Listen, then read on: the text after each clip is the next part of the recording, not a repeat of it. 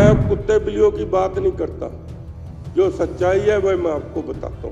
सीधा सीधा केजरीवाल पर इल्जाम है, वो कातिल है हजारों लोगों का।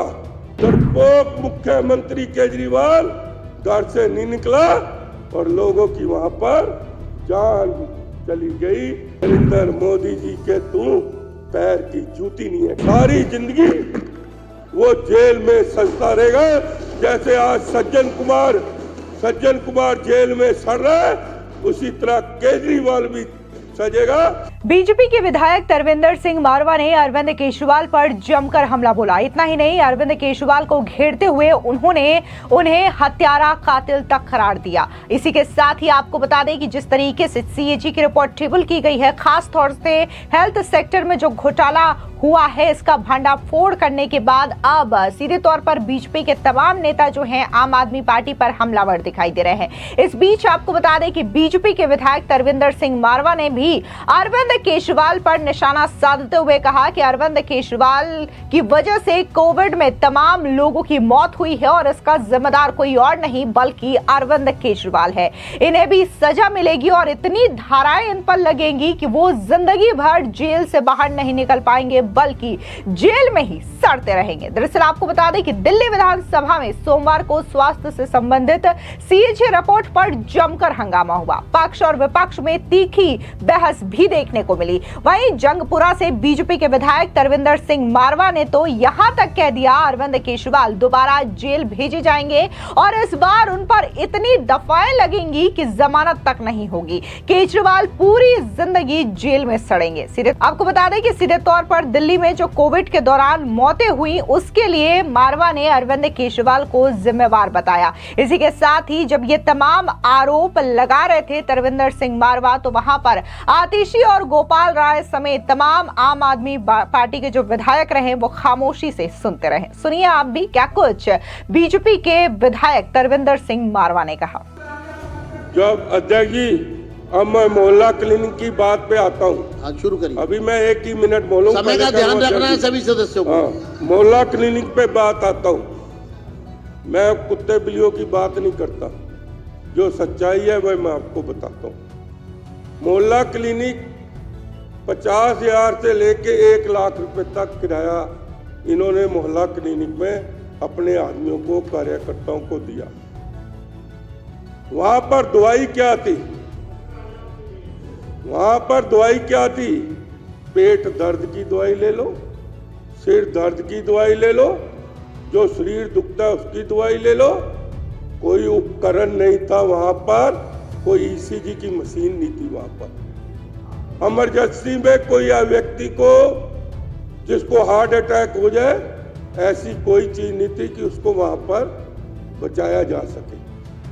और किराया कितना? 50,000 से 1 लाख। अध्यक्ष जी, किसी का पेट का दर्द है ना, केमिस्ट पे चला जाए, उसको कहे मेरे को पेट का दर्द है, तो उसको दवाई उसी टाइम वही दे देगा। फिर 50,000 लाख का मोहल्ला क्लिनिक वर्ल्ड सिटी कौन सी बन गई? अब मैं तीसरी बात पे आता हूँ। 2 जवाब दे दिए। सुप्रीम कोर्ट का ऑर्डर नहीं माने। अरे हमने तो हमेशा सुप्रीम कोर्ट का इज्जत की है, सम्मान की है। आपने तो सीएजी की रिपोर्ट में 3 बार, अभी अध्यक्ष जी ने कहा हाई कोर्ट गए, तब भी सीएजी की रिपोर्ट आप पटल पर नहीं लेके आए। अब अध्यक्ष जी मैं बात करता हूं, जो मेरा सीधा सीधा इल्जाम है, ये मत समझना कि जब कोविड का समय था तो 785 करोड़ रुपया भारत सरकार ने दिया था, और इनका जो सीएजी रिपोर्ट बता रही है 532 या 34, 550 लगा लो। आप ये बताओ कि एक तरफ तो लोग जान से मर रहे हैं, और जिसके खजाने में 200 करोड़ रुपया पड़ा हो, वहां पर दिल्ली में ऑक्सीजन के लिए तरतरा हो रही है। सीधा सीधा केजरीवाल पर इल्जाम है। वो कातिल है हजारों लोगों का, क्योंकि अगर ऑक्सीजन आ जाती दिल्ली में, और ऐसी कोई भी चीज नहीं है, खजाने में पैसा होना चाहिए।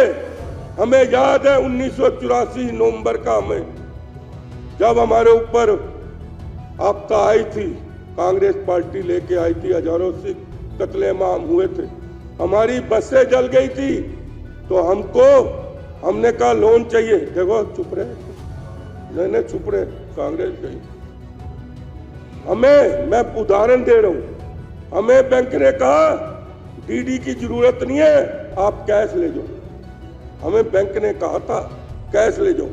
यहां पर तो लाखों लोग मर रहे हैं, हजारों लोग मर रहे हैं, और ऑक्सीजन का इंतजाम दिल्ली में नहीं हो सका, और खजाने में पैसे भी पड़े हैं।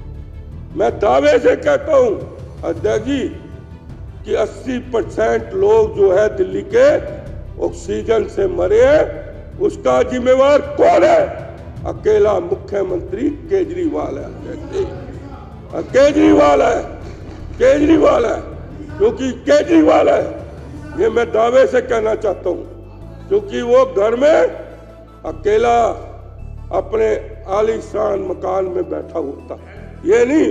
और उसका निकालो कि उसने एक भी किसी हॉस्पिटल का उस वक्त दौरा किया हो।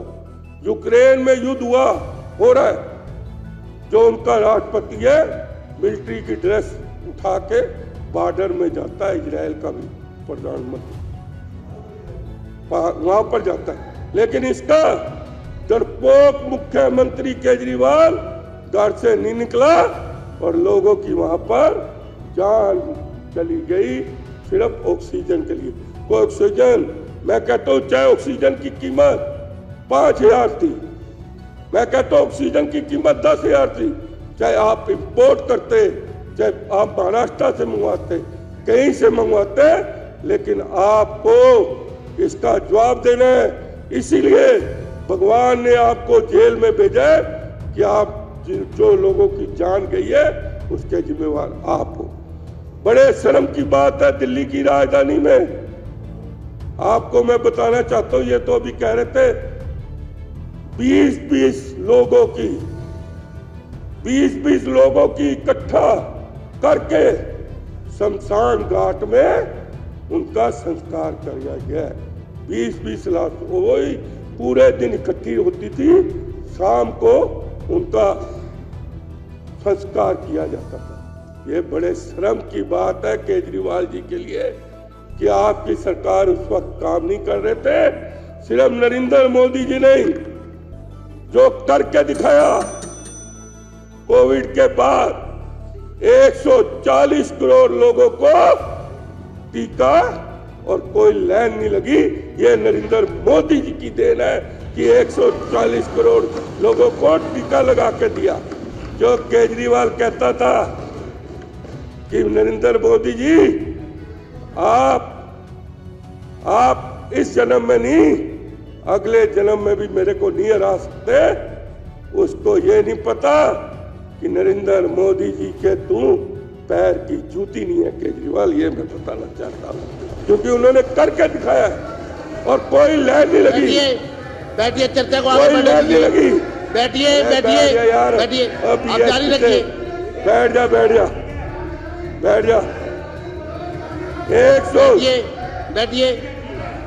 140 जी पर चर्चा जारी रहने दीजिए प्लीज। आप बैठिए। 140 करोड़ को टीका लगा अध्यक्ष जी, 140 लोगों को टीका लगा और कोई लाइन नहीं लगी। इससे बड़ी बात क्या हो सकती है अध्यक्ष जी? अरे आपने क्या किया? दिल्ली को लूटा है, पैसे चाहिए थे आपको, पैसे चाहिए थे। बैठिए। क्या गलत बोला है? क्या गलत बोला है? उनके विचार हैं तो वो अपने विचार प्रकट कर रहे हैं, आपको क्या दिक्कत है? बैठिए आप। उनके विचार है, वो अपने विचार प्रकट कर रहे हैं, आप बैठिए।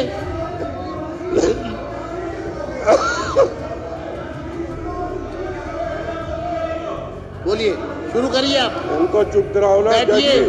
बाहर निकालो, नहीं तो चुप कराओ, बाहर निकालो।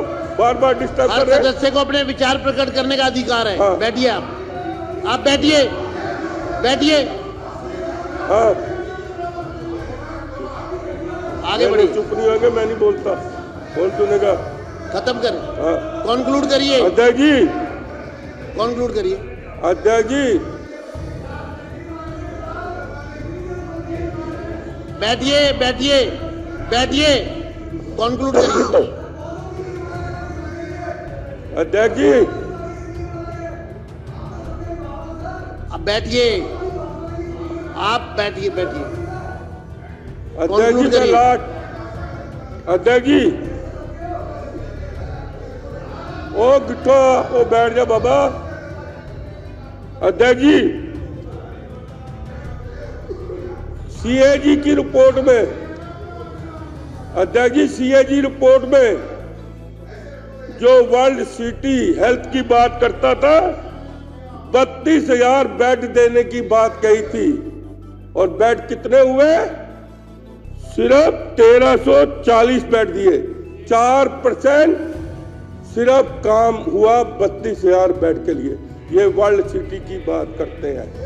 अध्यक्ष जी, सिर्फ उस दिन मैंने कहा था ना, पैसा पैसा पैसा पैसा, कोई महकमा ऐसा नहीं छोड़ा इन्होंने, क्योंकि मुख्यमंत्री जी ने जो साथ दिखाया है, 14 सीएजी की रिपोर्टें आ रही हैं अध्यक्ष जी, 14। और मैं ये भी कहना चाहता हूं, फिर मत उठना, अभी फिर मत उठना, पहले कह रहा हूं कि जिस दिन, और सबसे ज्यादा उसमें अतिशी खुश होगी जो बात कहने वाला हूं मैं, इस बार आप डिस्टर्ब करोगे फिर वैसे ही बढ़ता जाएगा टाइम। स्पीकर साहब, अब डिप्टी एक बार उनको स्पीकर पूरा करने दो, आप बैठ जाइए। इस डिस्टर्ब मत करिए बार, इस बार अगर, कॉन्क्लूड करिए, कॉन्क्लूड। हाँ बस लास्ट ही है, इस बार मैं दावे से कह रहा हूं केजरीवाल जेल में जा रहा है। और सुन लो बात दूसरी, उस पे इतने जुल्म लगेंगे, इतनी दफा लगेगी कि कोई जज भी उसकी जमानत नहीं लेगा, और सारी जिंदगी वो जेल में सजता रहेगा। जैसे आज सज्जन कुमार जेल में सड़ रहा है, उसी तरह केजरीवाल भी सजेगा, क्योंकि भगवान ने यही नियम बनाया है। क्योंकि जिस तरह सज्जन कुमार ने कत्लेआम करवाया था, किया था, उसी तरह कोविड में अगर लोगों की जान गई है, उसका जिम्मेवार केजरीवाल है, केजरीवाल है, केजरीवाल है। धन्यवाद आपका। दरअसल आपको बता दें कि मनीष सिसोदिया को जंगपुरा से हराने वाले तरविंदर सिंह मारवा ने आक्रामक अंदाज में अरविंद केजरीवाल को सीधे निशाने पर लिया और उनके जेल जाने की भविष्यवाणी कर डाली। मारवा ने कहा कि मैं दावे के साथ कह रहा हूं कि अरविंद केजरीवाल जेल में जा रहे हैं और उस पर इतनी दफाएं लगेंगी कि कोई उसकी जमानत नहीं लेगा, सारी जिंदगी वो जेल में सड़ता रहेगा। जैसे आज सज्जन कुमार जेल में सड़ रहा है, ठीक उसी तरीके से केजरीवाल भी सड़ेगा, क्योंकि भगवान ने यही नियम बनाया है। जिस तरह सज्जन कुमार ने कत्लेआम किया था, उसी तरह कोविड में लोगों की जान गई और इसका जिम्मेदार कोई और नहीं बल्कि केजरीवाल है। मारवा ने आरोप लगाया कि केंद्र सरकार ने 785 करोड़ रुपए कोविड के समय दिए थे, लेकिन इसमें से 200 करोड़ रुपए खर्च नहीं किए गए, जबकि लोग ऑक्सीजन की कमी से दम तोड़ते रहे। मारवा ने कहा कि सीधा सीधा केजरीवाल पर इल्जाम है, वो कातिल है हजारों लोगों का, क्योंकि अगर ऑक्सीजन आ जाती दिल्ली में तो 80% लोग ऑक्सीजन की कमी से ना मरते। उसका जिम्मेदार कौन है? अकेला अरविंद केजरीवाल है। मारवा ने कहा कि कोविड के दौरान केजरीवाल अपने बंगले में ही रहे और हॉस्पिटल में नहीं गए। उन्होंने कहा कि वो एक भी हॉस्पिटल में नहीं गया। यूक्रेन में युद्ध हो रहा है तो उनका राष्ट्रपति सैनिक की वर्दी में सीमा पर जाता है। डरपोक केजरीवाल घर से बाहर नहीं निकला। चाहे ऑक्सीजन की कीमत 5,000 थी, 10,000 थी, आप कहीं से भी मंगवाते, लेकिन कोविड में लोगों की जान इस तरीके से नहीं जाती। इतना ही नहीं, आपको बता दें कि जो सीएजी की रिपोर्ट सामने आई है हेल्थ सेक्टर को लेकर के, इसमें कई सारे घोटालों का सीधे तौर पर उजागर हुआ है कि कैसे सेंट्रल गवर्नमेंट ने कोविड के टाइम पर अरविंद केजरीवाल की सरकार को जो फंड दिए थे इसका सही से उपयोग नहीं किया गया। बल्कि इन फंड का दुरुपयोग हुआ है, फिर चाहे वो पीपीई किट में हुआ हो, ऑक्सीजन में हुआ हो, या फिर हॉस्पिटल के टाइम में जो भारी संख्या में पेशेंट जा रहे थे उन्हें भी ठीक से ट्रीट नहीं किया जाता था, उन्हें बेड नहीं दिया जाता था, उन्हें जमीन पर लेटा दिया जाता था। इन तमाम तरीके की जो खामियां हैं वो उजागर हुई इस हेल्थ सेक्टर में सीएजी की रिपोर्ट के दौरान। इसी के साथ ही आपको बता दें कि जिस मोहल्ला क्लिनिक को लेकर के अरविंद केजरीवाल बड़ी बातें करते हैं, खास तौर से वो ये कहा करते थे कि मोहल्ला क्लिनिक का जिन्होंने आइडिया दिया है यानी कि सत्येंद्र जैन, उन्हें भारत रत्न दिया जाना चाहिए। लेकिन इसी मोहल्ला क्लिनिक की हकीकत भी सीएजी रिपोर्ट में सामने आई और इसमें ये पता चला कि ऐसे कई सारे मोहल्ला क्लिनिक हैं जहां पर ठीक से थर्मामीटर भी नहीं है। एक नॉर्मल से फीवर को जांचने के लिए इंसान थर्मामीटर का उपयोग करता है, लेकिन इन मोहल्ला क्लिनिक्स में थर्मामीटर नहीं है। इसके अलावा जो डॉक्टर्स बैठ करके किसी पेशेंट को देखते हैं उसके लिए टेबल नहीं थी, पीने का ठीक से पानी नहीं था,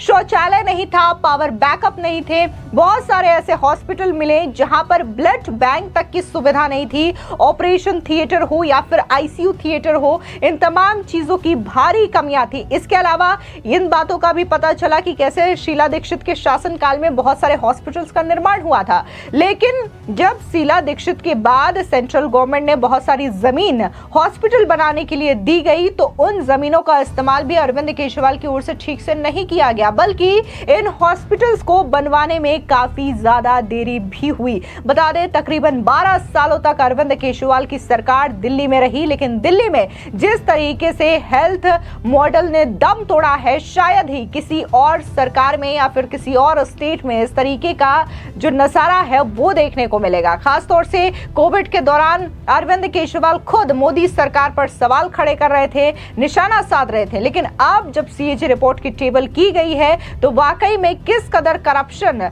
कोविड के टाइम पे हुआ था, कितना ज्यादा लोग जो है कोविड में परेशान थे और कैसे अरविंद केजरीवाल उस दौरान अपना शीश महल बनवा रहे थे, ये सभी के सामने आ गया। फिलहाल इस पूरी खबर पर आपकी क्या राय है, कमेंट सेक्शन में जरूर बताएं। धन्यवाद।